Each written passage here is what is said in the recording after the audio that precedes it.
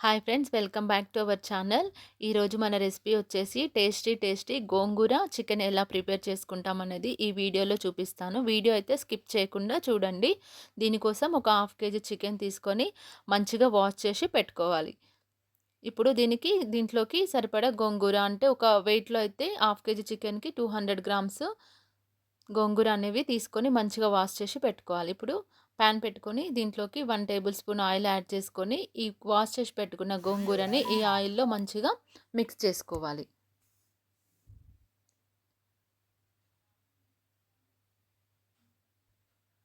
ఇప్పుడు మన గోంగూర అయితే మంచిగా సాఫ్ట్‌గా ఉడికిపోయింది. ఇప్పుడు స్టవ్ ఆఫ్ చేసుకొని దీన్ని పక్కన పెట్టేసుకోవాలి.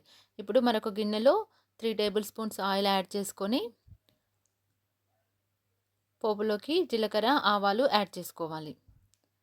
ఇప్పుడు వీటిలోకి సన్నగా కట్ చేసినటువంటి పచ్చిమిర్చి, కరివేపాకు, ఆనియన్స్‌ని యాడ్ చేసుకొని ఇవి మంచిగా కొద్దిగా ఫ్రై అయిన తర్వాత చిటికెడు పసుపు, 1 టేబుల్ స్పూన్ అల్లం వెల్లుల్లి పేస్ట్ యాడ్ చేసుకోవాలి.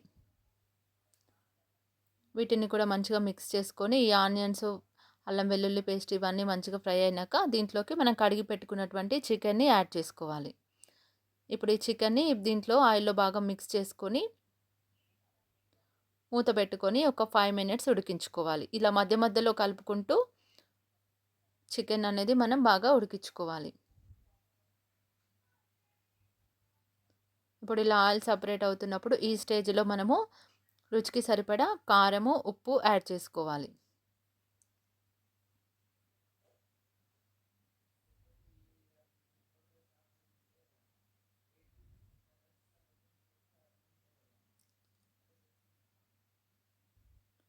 ఇప్పుడు ఇది బాగా మిక్స్ చేసుకొని మళ్ళీ మూత పెట్టుకొని ఒక 5 మినిట్స్ చికెన్‌ని కుక్ చేసుకోవాలి.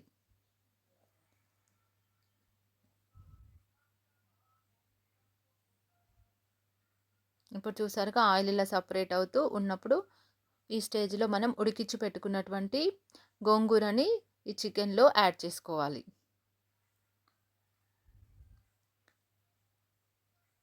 ఇప్పుడు ఈ గోంగూరని చికెన్‌కి మంచిగా పట్టేటట్టుగా బాగా మిక్స్ చేసుకోవాలి. మంచిగా మిక్స్ చేసుకొని ఒక 2 మినిట్స్ మూత పెట్టి మళ్ళీ కుక్ చేసుకోవాలి.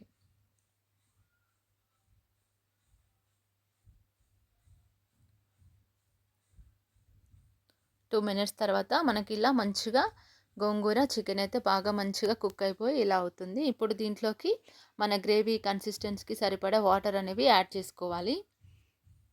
వాటర్ యాడ్ చేసుకొని వీటన్నిటిని మిక్స్ చేసుకొని మరొక 5 మినిట్స్ ఉడికించుకోవాలి మూత పెట్టి.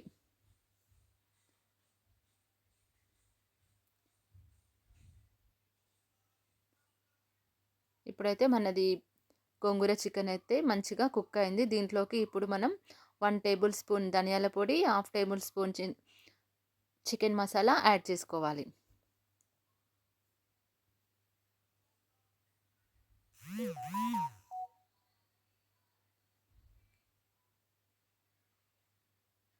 ఈ మసాలాని మొత్తం మంచిగా చికెన్‌కి కలుపుకొని ఒక 1 మినిట్ మూత పెట్టి కుక్ చేసుకొని తర్వాత దీంట్లోకి సన్నగా కట్ చేసిన కొత్తిమీర యాడ్ చేసుకొని స్టవ్ ఆఫ్ చేసుకోవడమే.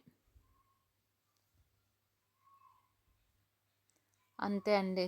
చాలా సింపుల్‌గా, టేస్టీగా గోంగూర చికెన్ కర్రీ అయితే రెడీ అయిపోయింది. ఇప్పుడు దీన్ని మనం సర్వింగ్ బౌల్‌లోకి తీసుకొని సర్వ్ చేసుకోవడమే.